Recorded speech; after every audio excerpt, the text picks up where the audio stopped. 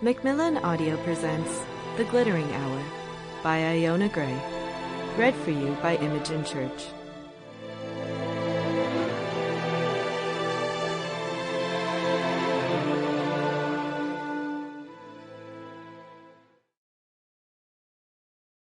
Footfalls echo in the memory, down the passage we did not take, towards the door we never opened, into the rose garden. T.S. Eliot. Prologue. The End. February 1926. The February dawn crept in slowly, apologetically, as if it sensed how unwelcome it was. The room came into focus in increments like a photograph developing. But the numerous images that had lined the walls were gone now, like everything else. The room, never lavishly furnished, had been stripped back to impersonal functionality. A scarred table, a flimsy bentwood chair. A canvas kit bag was propped against the table leg. Her gaze flinched away from it. She missed the faces on the walls. He photographed strangers, the poor and the dispossessed, the wounded and the mad, capturing dignity in their distress.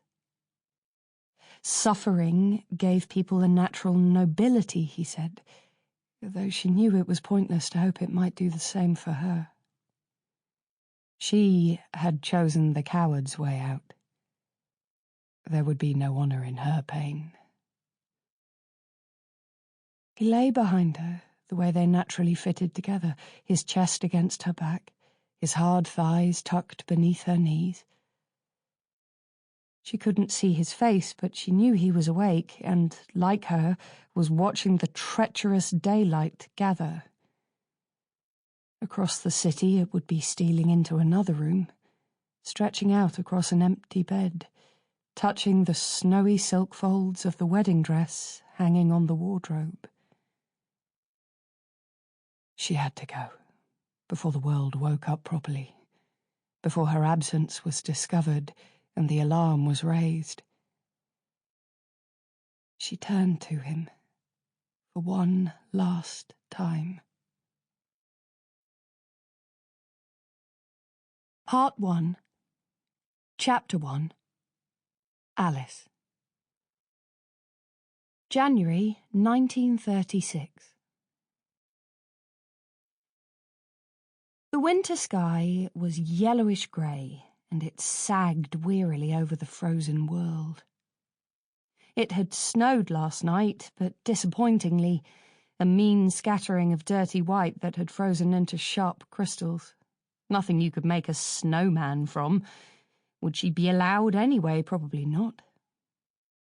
The cold slapped Alice's cheeks and burned deep into her bones as she trudged miserably after Miss Lovelock. They had taken their usual route, along the West Carriage Drive and round the edge of the lake, where last autumn's leaves still lay in a mouldering rust-coloured carpet. The gardens at Blackwood Park were extensive and elaborate.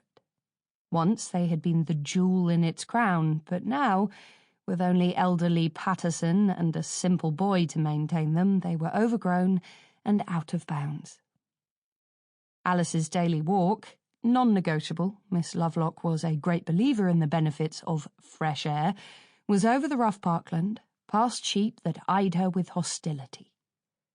After 11 days, it had already taken on a familiarity that was oppressive rather than comforting. 11 days.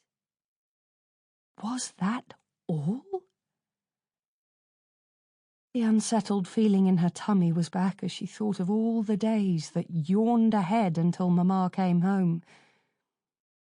She stopped, focusing on the white swirl. Sample complete. Ready to continue?